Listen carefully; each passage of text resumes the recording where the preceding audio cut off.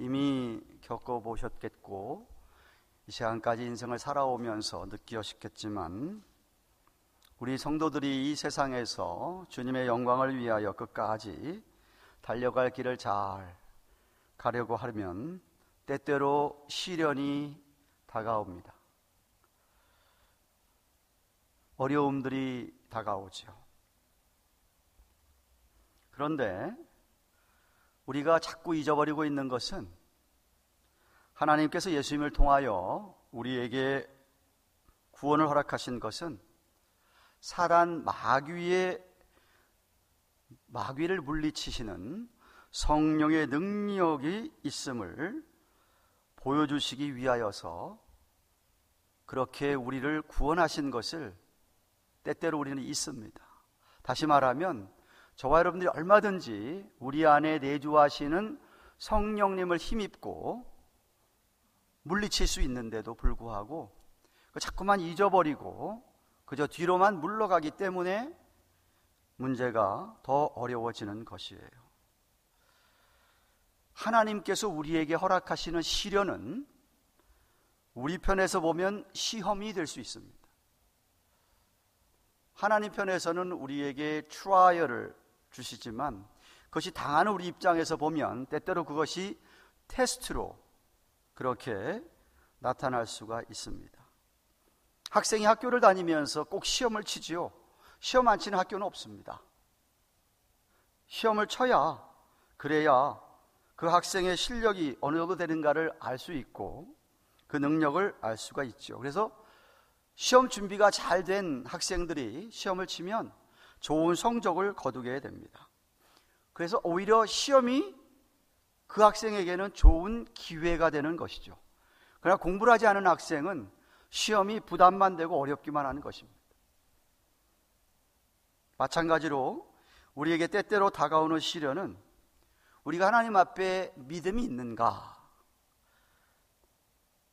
능력이 있는 신앙생활을 하고 있는가, 이 세상보다 주님을 더 사랑하고 있는가, 사실 그런 것들을 우리 하나님께 보여줄 수 있는 기회가 우리에게 닥쳐진 시련이라고 생각합니다. 다시 말하면 하나님께서 우리에게 시련을 주신 이유는 우리의 믿음을 달아보기 위해서 그렇다 이 말입니다. 물론 아무리 시험 준비를 잘해도 막상 시험을 딱 다친 학생이 당연히 떨게 되어 있습니다. 하나도 널비스가 안 되는 학생은 있을 수가 없는 것처럼 아무리가 믿음이 있다 하더라도 당장 시련이 닥치면은 떨 수밖에 없고 그 고통의 마음이 흔들릴 수가 있습니다. 그러나 시험을 잘 준비해서 친 학생은 그 결과를 기대를 갖고 기다리듯이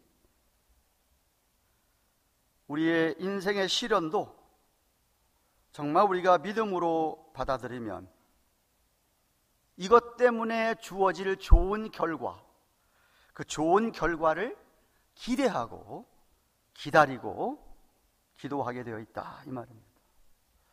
오늘 본문에서 우리에게 시련이 닥칠 때 좋은 성적을 받기 위한 그 과정을 잘 야고보 사도가 설명하고 있습니다. 하나님께 패스하고 하나님께 인정받는 믿음의 그릇이 되는 비결을 가르쳐주고 있습니다. 그래서 3절에 보면 믿음의 시련이라고 했어요. 시련인데 믿음의 시련. 한번 따라 하십시다. 믿음의 시련. 예. 야고보서는 성경에 야고보라는 이름이 많이 나오는데 예수님의 이복동생, 다시 말하면 마리아와 요셉의 육신적인 관계를 통해서 낳은 아들 야고보인데 그는 처음에는 예수님을 믿지 않았습니다. 그러나 예수님이 부활하신 후에는 정말 예수님을 믿고 믿음을 가지게 됐고, 바울은 그를 갈라디아서 2장 9절에 보면 예루살렘 초대교회의 기둥과 같다 필러, 그래서 예루살렘 교회의 감독까지 지냈던 사람이 야고보입니다. 아마 신약 성경 가운데 가장 먼저 쓰여진 책이 아닐까, 성경학자들은 그렇게 여깁니다. 주 약 45년경, 예수님 돌아가시고 10년 약간 넘어서 쓰여진 첫 번째 성경책이라고들 믿고 있는데 1절에서 소개하고 있듯이 자기를 하나님과 주 예수의 종이다 라고 소개하고 있는 그가 야고보서를 누구에게 지금 쓰고 있는지 독자에 대한 설명을 해주고 있습니다. 로마 제국의 핍박이 너무 심해서 믿음을 지키기에는 너무 힘든 가운데 있는 그들이 도망다니면서 먹을 것 제대로 없고 입을 것 제대로, 거처할 것 제대로 없는 정말 전전긍긍하던 디아스포라 12지파 유대 그리스도인들을 향하여서 쓴 서신이 야고보서입니다.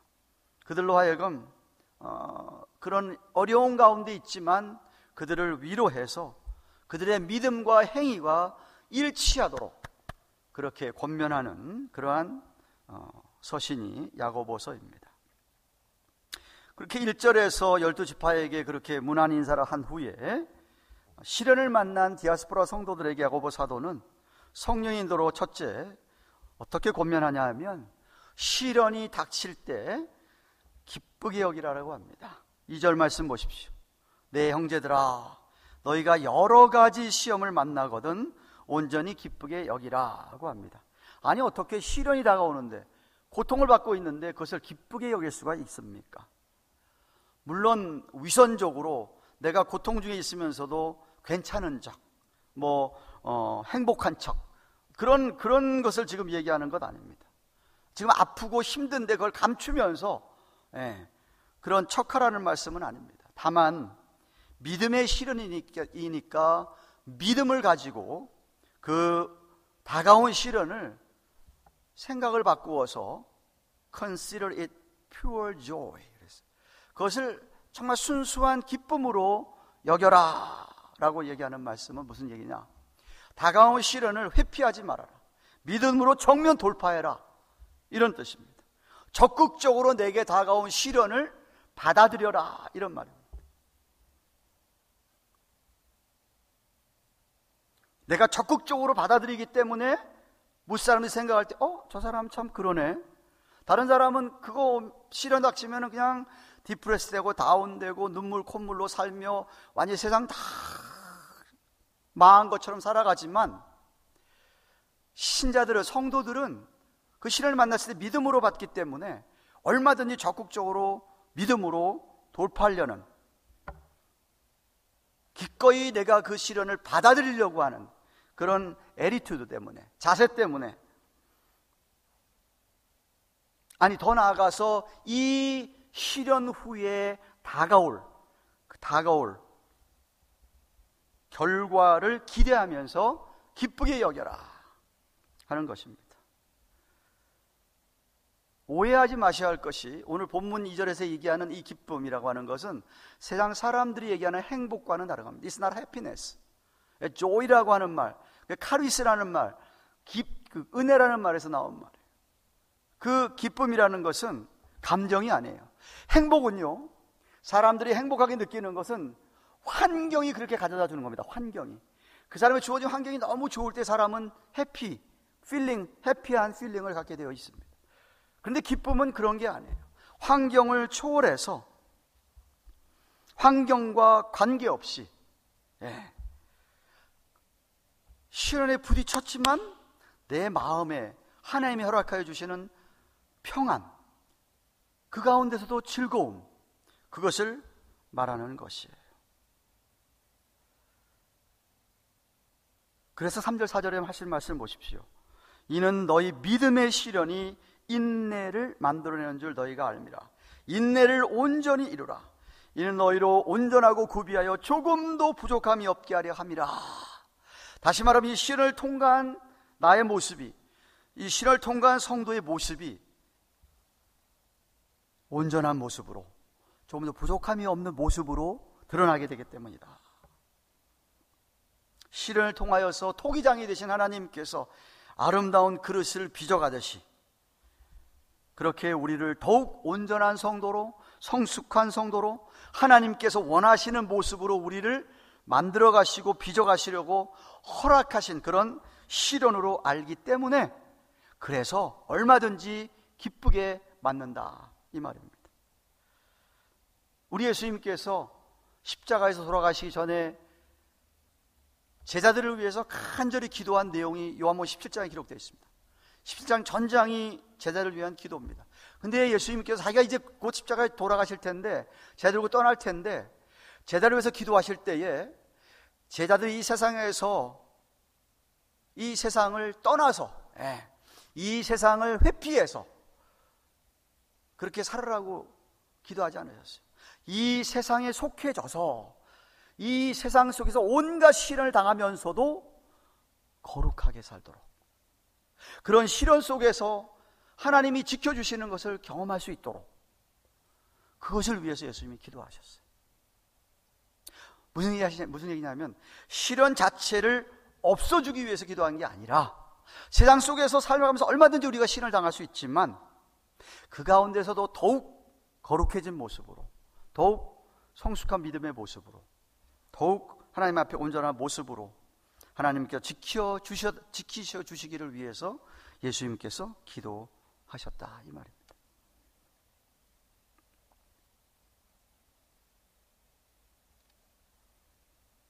오늘 아침 새벽 기도 때 잠깐 말씀드렸습니다. 인간은요, 시련을 거치지 않으면, 어려움이 없으면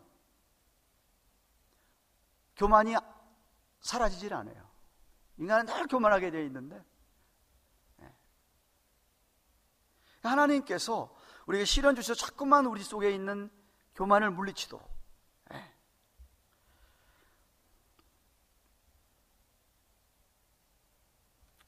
사절 말씀 다시 보시면은 시련의 과정을 잘 견디며 인내하라고 합니다. 인내를 온전히 이루라. 그 말은 시련의 과정조차도, 이거 하나님께 허락한 시련이기 때문에 그저 하나님의 뜻에 순종하는 마음으로 견디라, 이런 말입니다. 중도에서 포기하지 말고, 결과 못지않게 중요한 게 과정이라는 것이죠. 시련의 그 과정을 거쳐가는 과정의 그 모습이 너무나도 중요한데, 그것이 어떤 모습으로 시험을 잘 견뎌가야 되냐 하면 인내라는 것입니다. 인내. 후포모네라고 하는 헬라어의 말의 뜻은 두 가지 의미가 포함되어 있습니다. 하나는 여러분이 잘 아는 대로, 일반적으로 알고 있는 대로 그냥 참고 견디는 것이라고 한다면, 두 번째 의미가 어떤 의미가 있냐면 절제의 의미가 있어요. 절제의 의미가. 나 자신을 쳐서 주님의 뜻에 복종시킨다는 뜻이 포함되어 있습니다. 그 인내, 야고보만 그런 얘기를 한 게 아닙니다. 사도 바울도 로마서 5장 3절에 이런 말씀하셨습니다. 우리가 환난 중에도 즐거워하나니, 이유는 뭐냐? 환난은 인내를 만들어내기 때문이다. 환난 중에도 우리가 즐거워할 수 있다, 기뻐할 수 있다. 왜? 우리가 이것을 통하여서 우리에게 인내가 주어지기 때문이다. 인내가 만들어지기 때문이다. 가만히 살펴보면 인내심이 많은 사람들은 굉장히 제너러스합니다. 그 아주 관용하고, 그리고 이해심이 풍부하죠.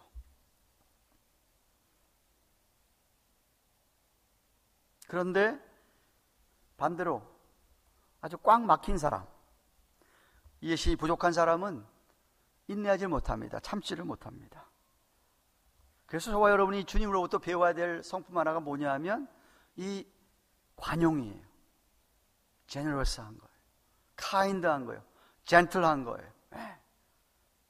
그래야 우리가 인내할 수 있어요. 여러분의 사회생활 속에, 직장에서든 학생은 학교에서든 집에서든 사업체에서든 교회에서든 어느 곳에든 누가 여러분에게 시비를 걸어올 때에 즉각 우리는 주님을 생각하고 제너러스 할 수 있어야 됩니다. 관대하게 대할 수 있어야 됩니다. 무슨 일이 내 계획대로 잘 안 된다고 그래가지고 화를 내거나 당황하면은 곤란합니다. 약간 실망할 수는 있겠죠. 근데 그 실망이 오래 갈 수가 없습니다. 믿음 있는 사람은 오래 갈 수가 없습니다. 잠깐 실망하겠죠. 잠깐 실망하겠죠. 그러나 금방 깨닫습니다. 이런 상황 속에서도 감사함으로 나가야지 하고 감사함으로 나아가고 기도하면, 그러면 열매가 나타나게 되어 있습니다. 인내 열매가 나타나게 되어 있죠. 그래서 그렇게 시련을 통과하는 사람들은, 인내하는 사람들은 하나님의 때와 우리의 때가 다르다는 것을 깨닫죠. 하나님의 카이로스, 크로노스가 아니라 카이로스, 하나님의 오포튜니티, 기회, 하나님의 그 시간표와 내 시간표가 다르다는 것을 깨닫죠. 우리는 급한데 우리 하나님이 급하지는 않으셔. 그래서 우리의 믿음의 기본적인 자세는 뭐냐 하면 자꾸만 우리가 하나님의 때에 맞춰야죠. 그죠? 하나님의 때에 맞춰야 되는 것이죠. 결코 하나님을 앞설 수는 없습니다. 끝으로 야고보 사도는 시련을 당할 때 믿음으로 지혜를 구하라고 합니다. 믿음으로 지혜를 구해라. 5절 말씀 보십시오. 5절 말씀. 너희 중에 누구든지 지혜가 부족하거든 모든 사람에게 후히 주시고 꾸짖지 아니하시는 하나님께 구하라. 그리하면 주시리라. 우리가 잘 인용하는 성경 말씀인데 문맥은 어떤 문맥이냐면 시련이 올 때의 문맥이에요. 우리에게 시련을 닥칠 때 우리가 어떻게 해야 되느냐? 지혜를 구하라. 지혜를 구하라. 어떻게 하면 내가 현명한 디시전을 내려서 현명한 결정을 내리고 이 시련들을 잘 통과할 것인가? 그렇죠? 이게 하나님이 지혜를 주셔야죠. 인간의 지혜가 아니라 하나님이 위로부터 주는 지혜가 우리에게 필요한 것입니다. 야고보 3장에 가시면 17절 18절에 이런 말씀이 있습니다. 오직 위로부터 난 지혜는 첫째 성결하고 다음에 화평하고 관용하고 양순하며 긍휼과 선한 열매가 가득하고 편벽과 거짓이 없나니 화평케 하는 자들은 화평으로 심어서 의의 열매를 거두니라 하고 했습니다. 하나님의 지혜의 특징들과 결과를 저기서 쭉 이렇게 열거하고 있는 것인데, 첫째는 성결, 거룩함이죠. 화평, 관용, 조금 전에 제가 얘기했죠. generous, gentleness 얘기하는 겁니다. 양순, goodness, 긍휼을 베푸는 것, 선한 열매가 가득한 것인데, 편벽이라는 편견에 치우치지 않는 겁니다. 이렇게 impartiality, 이렇게 한쪽으로만 치우치지 아니하고, 거짓이 없다는 이야기는 진지하다는 이야기입니다. 진지하다, sincere 이런 뜻입니다. 그래가지고 결국 화평으로 의의 열매를 거둔다. 이런 하나님의 지혜를 구해야 됩니다. 이런 하나님의 지혜를 구해야 되죠. 근데 우리는 종종 우리가 막 하다가 안 되면 그때서야 가서 하나님께 지혜를 구하는 그런 우리의 모습이 아닌가 생각합니다. 아예 처음부터 신앙을 처음서부터 하나님께 지혜를 구하고 하나님께 지혜를 구하고 그랬더라면 훨씬 더 쉽게 시련을 잘 이겨 나갔을 텐데 말입니다. 그리고 6절 8절에서 지혜를 구할 때 믿음으로 구하라고 합니다. 믿음으로. 6절 8절 말씀 보십시오. 오직 믿음으로 구하고 조금도 의심하지 말라. 지금 지혜를 구할 때 하시는 말씀이죠. 의심하는 자는 마치 바람에 밀려 요동하는 바다 물결 같으니 이런 사람은 무엇이든지 주께 얻기를 생각하지 말라. 두 마음을 품어서 모든 일에 정함이 없는 자로다 라고 하였습니다. 다시 말하면 하나님의 허락하신 시련을 그냥 피하려고만 하면, 그냥 피해 나가려고 하게 한다면 그것은 하나님의 선하심을 의심한다 이 소리입니다. 하나님 나 이거 도저히 감당 안 되니까 이거 통과할 수 없습니다. 빨리 없애주세요. 그게 아니라 이 말이죠. 다른 거 내가 할 수 있는 거 주세요. 이게 아니라 이겁니다. 하나님 제게 믿음으로 지혜를 주셔서 이번 시험 잘 쳐서 잘 통과할 수 있게 해주세요. 이렇게 기도하라는 것이죠. 이렇게 기도하라는 것이죠. 그래서 하나님이 날 도와주셔서 잘 이기게 될 줄로 믿습니다 라고 기도하라는 것이에요. 시련을 피해가도록 도와달라는 게 아니라 하나님께 지혜 주신 시련을 잘 통과하게 해달라고 기도하라는 것이죠. 믿음으로. 근데 그렇지 않고 계속해서 인간적인 방법, 세상적인 방법으로 피해가려고 한다면 그 사람은 바다 물결에 요동치는 파도 같다. 심이 막 출렁거려요. 막 요동치는데 앞으로 진행되지는 않아. 그것을 두 마음을 품은 자라고 비유하고 있습니다. 여러분, 우리에게 어려움이 닥쳤을 때에 자꾸 그 어려움에만 내가 눈을 고정하고 초점을 맞추게 되면 우리는 계속 힘들 수밖에 없어요. 어렵습니다. 왜 하나님이 나한테 이걸 주시지? 왜 하나님한테 이런, 자꾸 하나님 앞에 왜 그러면 이제 그게 하나님 원망하는 대로 흘러갑니다. 두 마음을 품게 되는 것이죠. 믿음으로 시련을 받는 것이 아닌 거예요. 자꾸만 우리는 우리의 시선을, 우리의 눈을 주님에게 고정시켜야 됩니다. 우리 주님에게 눈을 고정시켜서 하나님께서 허락하신 시련이니까 분명히 하나님의 뜻이 있을 것이라고 믿어야 합니다. 만약 우리가 하나님이 어떤 분인지 안다고 한다면, 만약 성경에서 계시하고 있는 예수님이 어떤 분인 것을 정말 알고 믿는 분이라고 한다면, 그러면 우린 정말 모든 시련에, 어떤 시련에도 기뻐할 수 있는 줄로 믿습니다. 그래서 히브리서 기자가 히브리서 12장 2절 3절에 이렇게 얘기했습니다. 믿음의 주여 또 온전케 하시는 예수를 바라보자.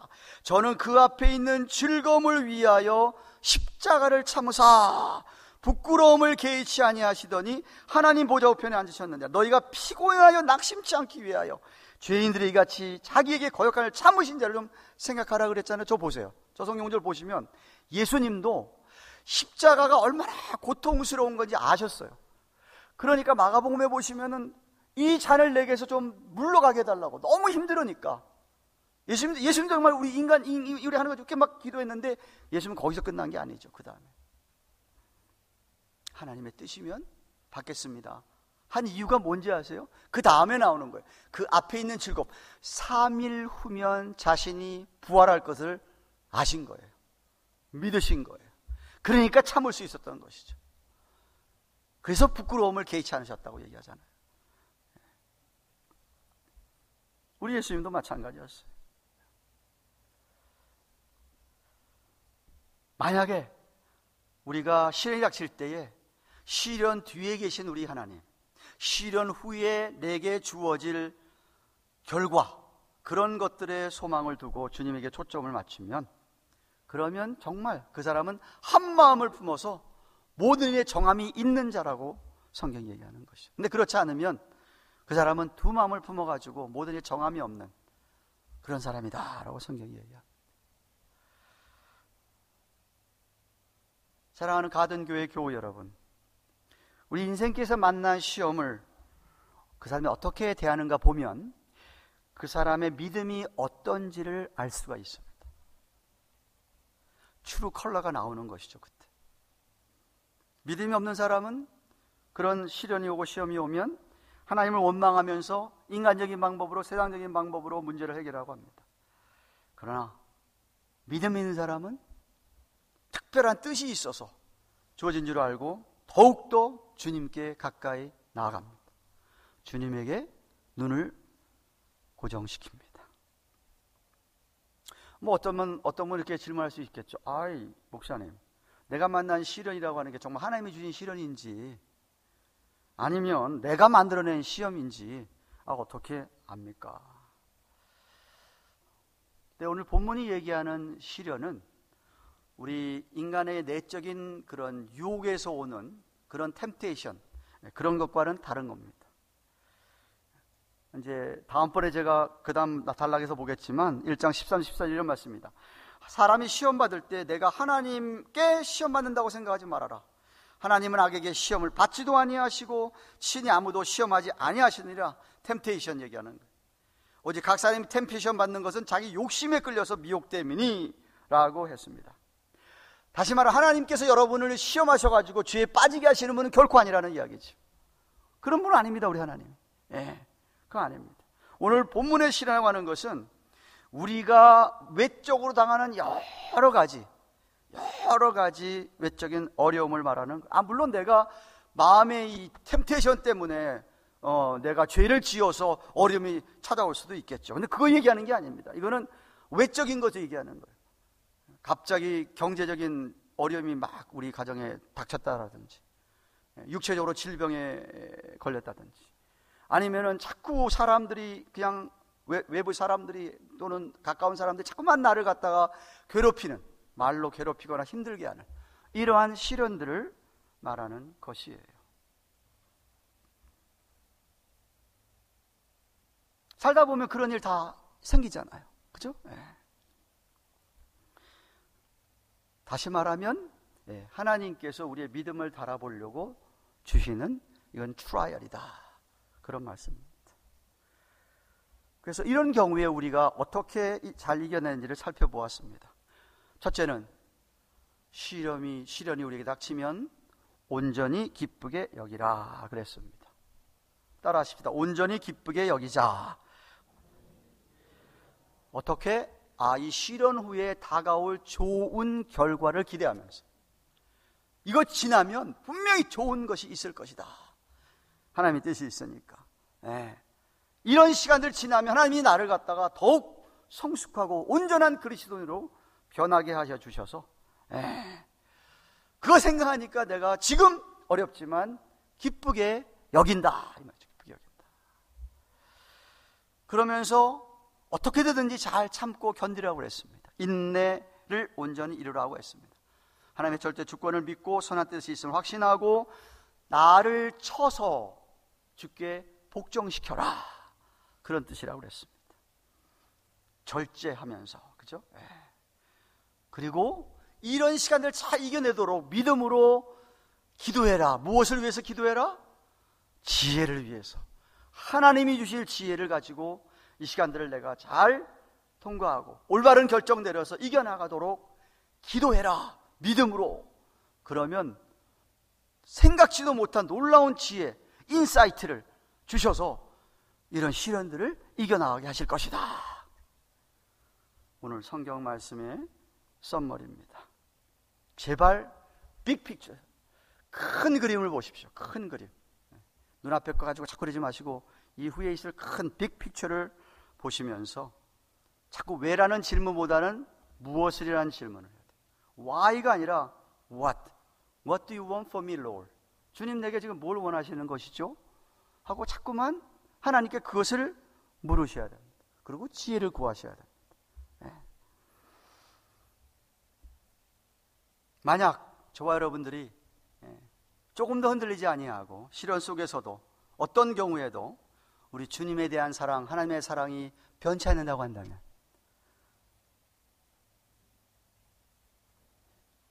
신부가 신랑을 위해서 끝까지 지조와 절개를 지키듯이 한 분, 내 남편 한 분 사랑, 내 주님 한 분, 내 하나님 사랑, 그 사랑이 변하지 않고 오히려 이런 시련을 통해서 그 사랑이 더해간다면 반드시 승리를 거둘 것입니다. 그것이 바로 믿음의 시련인 것이죠. 말씀했습니다. 여러분, 어떤 시련을 맡고 있습니까? 어쩌면 하나님께서 인생이라고 하는 교실에 여러 가지 클래스들을 만드셔서 각각 그 클래스마다 시험을 치르게 하는지 모릅니다. 결코 우리를 떨어뜨리게 하기 위한 시험이 아니라 그랬습니다. 얼마나 좋은 성적을 받는지 보시려고 주시는 시험이라고 했습니다. 아니, 이미 저와 여러분들에게 풍성한 은혜를 허락해 주셨고 성령 하나님을 우리 안에 허락해 주셨습니다. 그렇다면 잘 통과해야 하지 않겠습니까? 잘 통과하면 성경에도 분명히 얘기하기를 생명의 면류관이 기다리고 있다라고 합니다. 야고보서 1장 12절, 시험을 참는 자는 복이 있도다. 이것에 옳다 인정하심을 받은 후에 주께서 자기를 사랑하는 자들에게 약속하신 생명의 면류관을 얻을 것임이니라. 아멘. 아멘이 작은데 설교 잘 못하는 모양인데. 시험을 참는 자가 복이, 인정함을 받은 후에 주께 자기를 사랑하는 자들에게 약속하신 생명의 면류관을 얻게 될 것이다. 여러분 모두가 믿음의 시련을 잘 통과하여 보다 성숙하고 온전한 성도로 변화를 받아 하나님께 칭찬 듣고 이전보다 더 큰 축복을 받게 되기를 축원합니다. 욥 생각하시오. 욥 훨씬 더 배가의 축복을 받지 않았습니까? 그 엄청난 시련 후에, 그죠? 소망을 가지시고 믿음의 눈으로 주님만 바라보면서 지혜를 구하면서 잘 이겨나가는 우리 모두가 되기를 주님의 이름으로 축원합니다. 기도하십시다.